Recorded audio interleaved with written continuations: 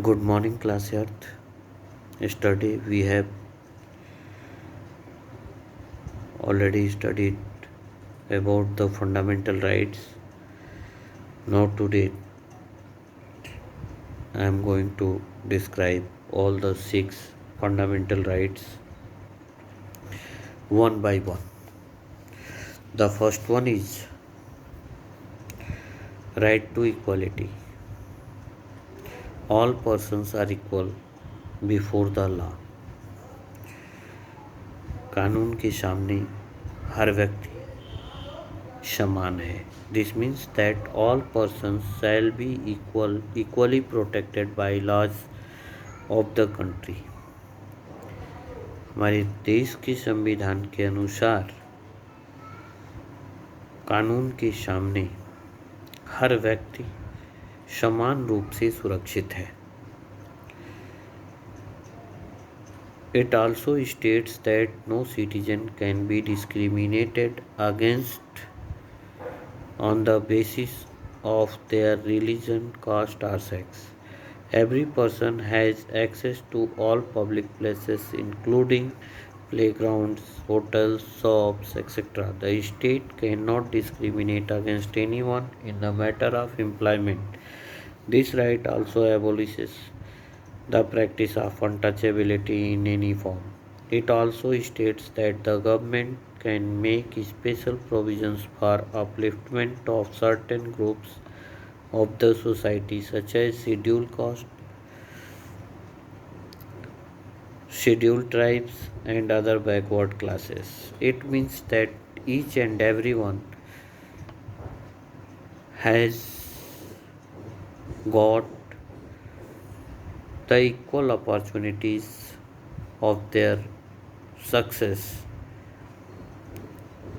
through our constitution without any discrimination. That discrimination may be on the discrimination means in Hindi प्रताड़ित करना.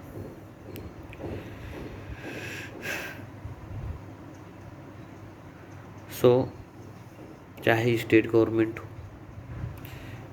या central government हो, union government हो, किसी भी गवर्नमेंट को यह अधिकार संविधान नहीं देता है कि किसी तरह की पार्शियलिटी की जाए किसी पर्टिकुलर कम्युनिटी के साथ. इंडिया में रहने वाले हर कम्युनिटी को समान अधिकार प्राप्त हैं, समान अवसर प्राप्त हैं, समान रूप से जीने का अधिकार दिया गया है. Right to freedom. Right to freedom includes the right to freedom of speech and expressions. Everyone have the right to express their views, their ideas, and whatever he want to say, he is free to do so. The right to form associations. Everyone have the right to form the associations, the organizations, and right to move freely and reside in any part of the country. Every citizen of India have the right to move within the country freely. And if he wants to change their residences, then very easily it may be possible.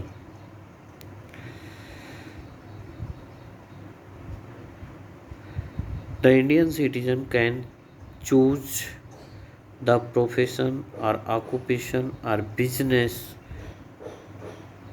according to his own choice. Thereafter, right against exploitation. The right against exploitation allows Indian citizens to stand up against any kind of exploitation that she might be going through. Article 23 prohibits forced labor. Article 24 prohibits employment of children below the age of 14 years in factories or mines. Here it means that mm, in our constitution under Article 23, it is mentioned, it is clear prohibition of the forced labor. हम ज़बरदस्ती किसी से काम नहीं करा सकते. And Article 24 prohibits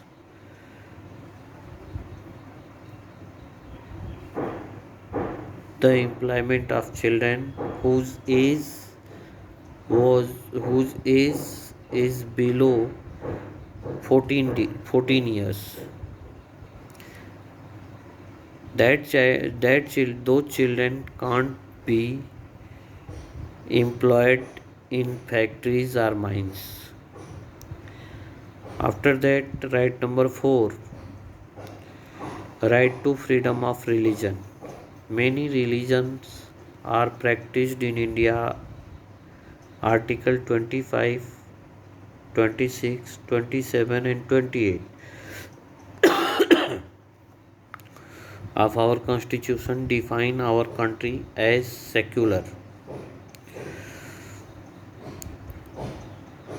It means that in our country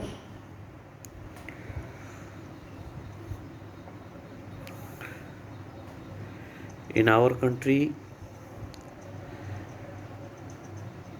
the Constitution of India says under Article 25, 26, 27, and 28 that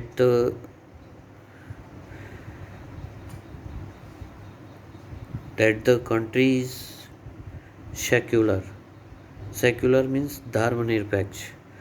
धर्मनिरपेक्ष की का मतलब कि यहाँ पर्टिकुलर किसी एक धर्म की बात नहीं करते, यहाँ हम सभी धर्मों का सम्मान करते हैं. This implies that all religions are equal before the law and our constitution gave the equal importance to all the religions before the law. There is no state religion. यहाँ स्टेट वाइज कोई religion नहीं है. All citizens of India have the freedom to practice and propagate his her religion.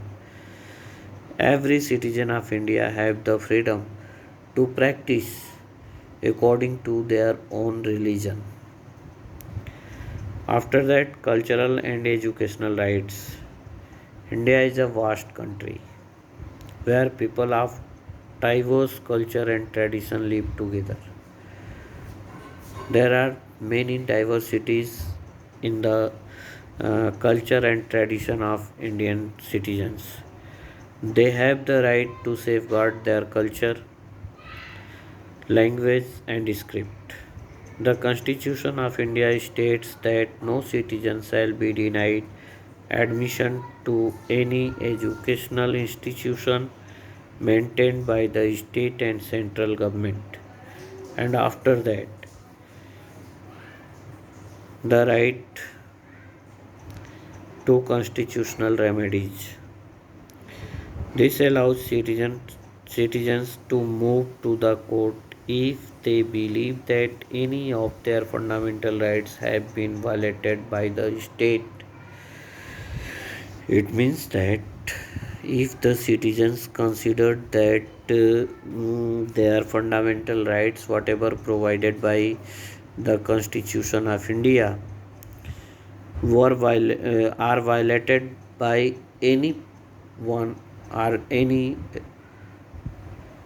particular or any individual, then he has the right to go directly